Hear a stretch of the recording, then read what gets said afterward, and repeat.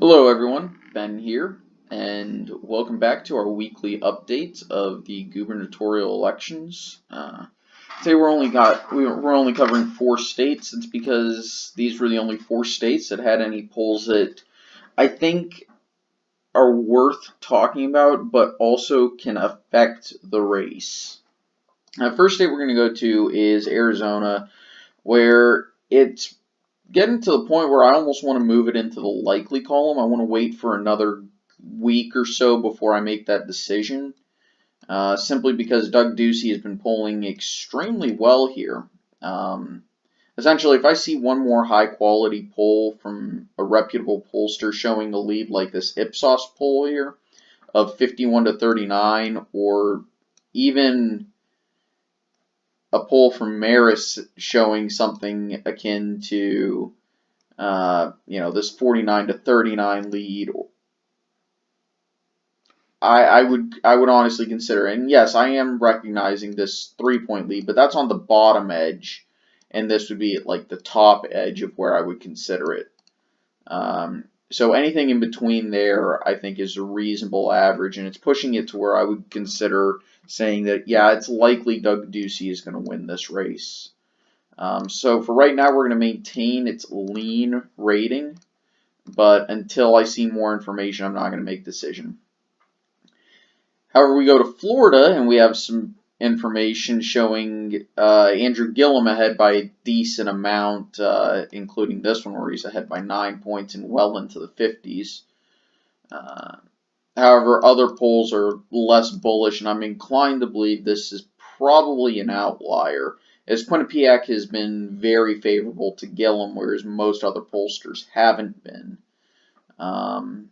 But it is true that Gillum does have an advantage. I'm still going to keep this as a lean Gillum race, but if more polls come out that show something similar to Quinnipiac in the next week, I will probably be moving that into the likely Gillum column. So now we go to Iowa, where a very high-quality pollster published a poll showing Kim Reynolds behind Fred Hubbell, and combine that with Emerson College, and I think it's enough to move this from the Republican, from, Kim Reynolds to Fred Hubbell. And it's only going to be a tilt until I have more information, but Selzer & Company is a very reputable pollster, and sure, this is not the largest sample size, but it's good enough for what I would consider reasonable. So it's a true toss-up, but Hubbell has the edge. And we go to Ohio, where we're seeing it's likely going to go to Mark DeWine, or at least I'm leaning it towards him because I believe he has the advantage according to polling, and Kasich's relatively popular, and I think he's lending that popularity to DeWine. So that's why I'm going to lean the race towards him. And as you can see, Democrats have been improving. I think in my first prediction of this rate, I think in my first prediction of the gubernatorial elections, Republicans were still above 30. As you can see, they have made up ground across the board. Now, unfortunately for people who are like, I want somebody other than a Republican and a Democrat, Alaska's your only chance, and I haven't seen any real information from there. Now we're going to skip over and use the presidential map because I do want to talk a little bit about the Kavanaugh situation. Yesterday was basically what I expected, which is just gigantic, a lot of grandstanding. That's really all I saw was political grandstanding. I'm going to bring up the Senate map just so that I can look at where, look at the Senate compositions. That way we can have this ready for when we go. So, really this isn't going to change a lot of things, but yesterday's hearing does give certain people certain outs if they want to take them. we're first going to go through the states where neither senator is going to waver, and I'll mark those in blue where they get 2, right? Okay. Michigan, Virginia.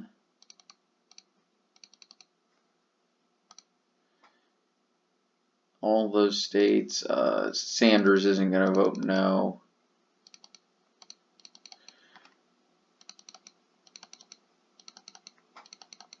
And we're going to ignore DC because DC doesn't count.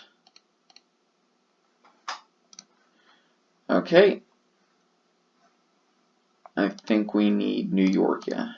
Okay. So now let's go through the Republican states where neither is going to waver. Oops, sorry about that. Because I don't think the testimony is going to change any of that. Oh, I forgot Hawaii again.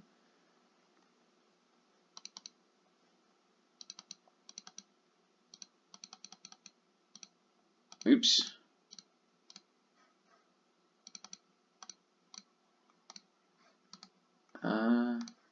Can't even do Pennsylvania, huh?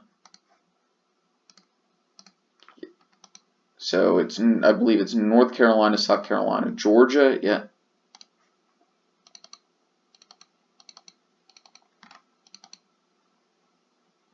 Mississippi, that's not going to be a deviation. Okay, so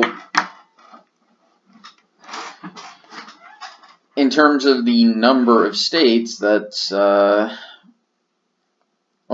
Tester's not going to vote no. If it's split, I'm going to highlight it in gold, where one senator is voting for and one senator is voting against. Actually, Arizona, because of who replaced, yeah, John Kyle, he's not voting against nomination. Nevada is going to be split. I don't think Dean Heller votes no.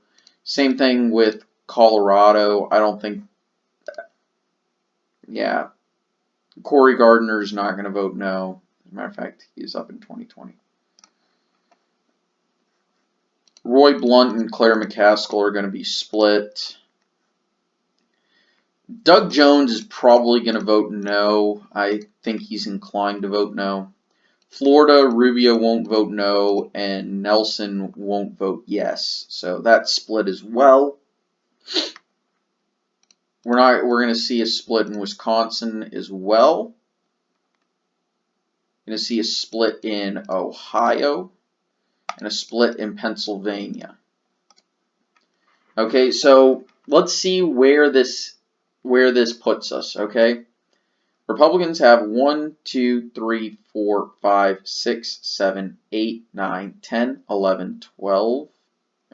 1, 2, 3, 4, 5, 6, 7, 8, 9, 10, 11, 12, 13, 14, 15, 16, 17, 18, 19, 20, 21, 22, 23. Oops. 1, 2, 3, 4, 5, 6, 7, 8, 9, 10, 11, 12, 13, 14, 15, 16, 17, 18 states for 36 senators, correct? That's what I thought. 36 senators, and that means they need 14 more votes. Let's count how many they currently have from the split states. 1, 2, 3, 4, 5, 6, 7, 8, 9. Okay, this means they only need 5 more votes in order to confirm. I say 5 because Mike Pence is the vice president, would break the tie, and he wouldn't vote no. He wouldn't vote down the nominee. Let's count how many they guaranteed have out of the remaining states. They have 1 in North Dakota, they have 1 in Indiana, and they have 1 in West Virginia. So that's plus 3. That means they only need 2. They also have 1 in Alaska. which means they have 49, meaning they need one more yes vote. So, we have to do the whip counts. Is Heidi Heitkamp going to vote yes? Well, it is North Dakota, and it's strongly partisan, but she does have an out if she wants it. You know, this is different than way back when, before this past week and a half happened to Kavanaugh. She has an out now. I'm not so sure she takes it.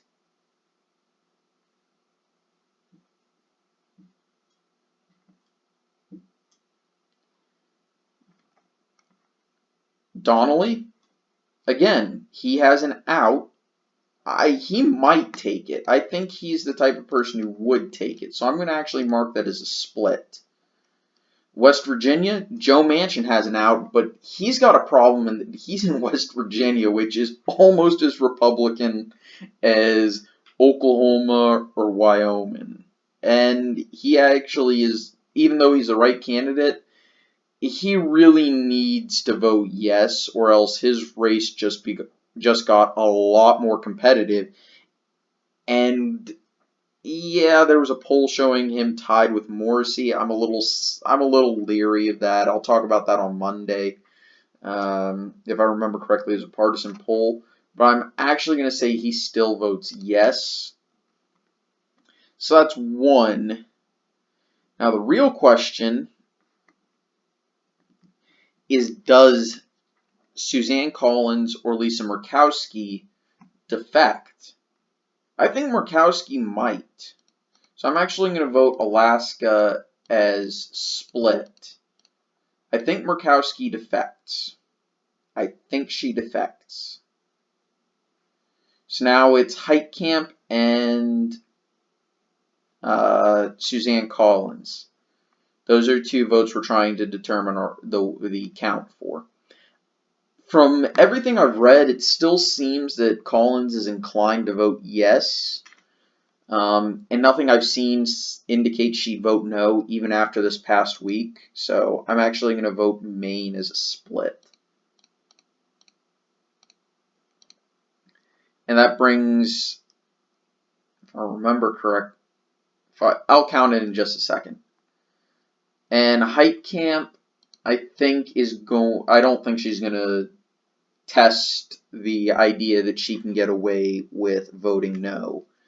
So what does that bring us to? 1, 2, 3, 4, 5, 6, 7, 8, 9, 10, 11, 12, 13, 14, 15, 16, 17, 18, 19, 20 for 40, right? And then you have 1, 2, 3, 4, 5, 6, 7, 8, 9, 10, 11, 12. So 52-48 with only two red state Democrats voting yes and a Republican voting no.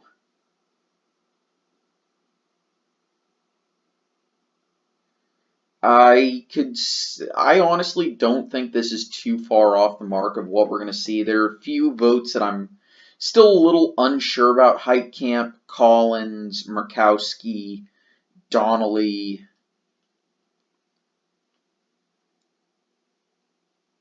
I'm actually positive about Manchin. Doug Jones is a little up in the air, but I'm not 100% sure. We'll probably have the full confirmation vote on Monday, probably, or later today, depending on what happens in the preliminary vote at the Judiciary Committee. Anyway, I want to thank you all for watching. I hope you had a nice day. I'll see you guys next time. Take it easy. Bye.